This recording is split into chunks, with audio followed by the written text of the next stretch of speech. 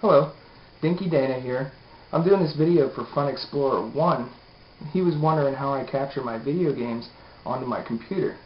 And I guess he used to use an EasyCap, which I noticed a lot of people on YouTube are using, and he said his broke. So he was wondering if I use something different, and I do. So I figure I'll put up this video, show him what I use, and see if it works for him. The thing that I bought is a KWorld DVD Maker. I got it off of newegg.com, and this one cost $40. So I didn't know about EasyCap back then, because EasyCap only cost $10 off of eBay, and I actually just ordered one off of eBay. So whenever it comes in, I'm going to see if the quality is any better. I don't know if this one will be better because it costs more, but it looks like the same thing. So this one, whenever you look at the plugs for the inputs, it's got this S-video plug, which I doubt many people are going to be using. Yeah, that's not common on any video game systems.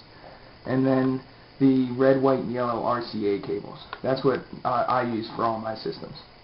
So the first thing is the video. And I always have a problem whenever I was capturing that I could just take the video into my computer. And it was kind of a pain because I wanted to play the game on my TV. So what I did was I ended up getting an RCA splitter, and it's one male end and it splits into two different female ends. So what I did was, whenever I was taking my video game system, I took the output, which was the red, white, and yellow cables, and I took the yellow and I would input it into this splitter.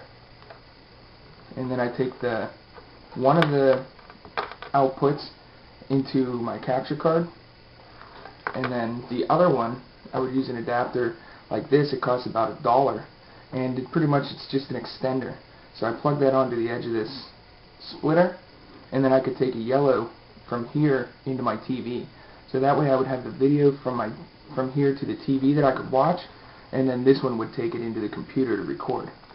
And the audio, you could split it if you wanted the audio to go to your TV, but I just have my stereo through my computer, so I just plug the red and the white right into here.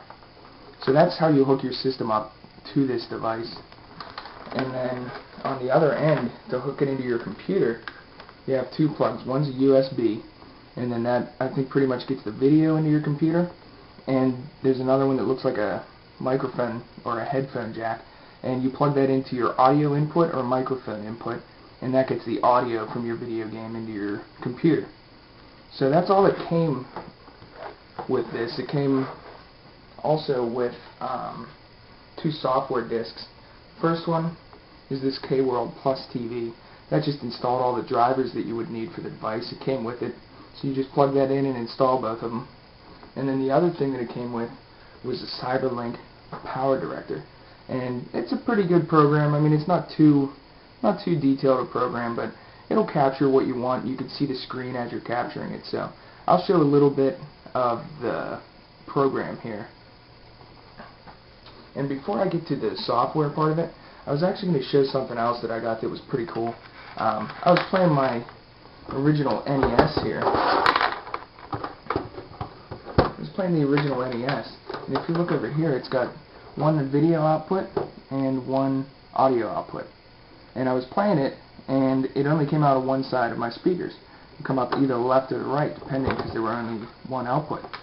So what I did was, whenever I took a cable from my Nintendo, I would use the yellow here, and I would plug that into the video plug.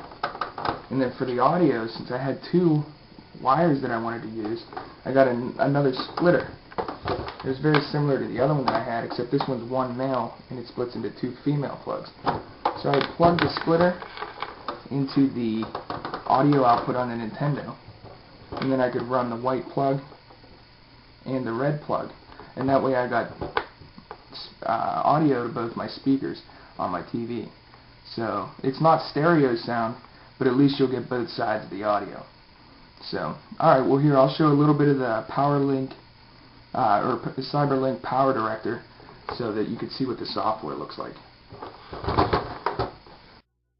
Alright, now I'll explain a little bit about the software, CyberLink Power Director that came with the device. This first screen here is the edit screen, and pretty much you can import videos and you can add effects to them and splice them into different sections. It's pretty much the same as Windows Movie Maker, but I really didn't like it and I don't use it very often. But the second screen that I'm showing here is what you mainly need this program for. And all you do is you hit the record button, the red circle button right there, and it'll start recording whatever's coming in. So whatever game you have coming in, it'll record it, and then whenever you're done, you hit the same button to stop it, and then you just pick a file name, and it's already captured. That's all you have to do. It's pretty easy to use. You don't really have to change any settings at all. And the other thing is down on the bottom right, you can see that pie chart type thing. That tells you how much data you could still fit and how long your recording is going to be and things like that. So overall, I mean, the software is not very detailed, but just to get the game video into your computer, it works fine. Once you get the video in, you can use Windows Movie Maker or this, I mean, if you want to. But so that's about it for the software that came with it. And this last thing I'm going to show you is the Newegg website that I actually ordered this from. So this is just the screen that shows exactly the specifications and everything.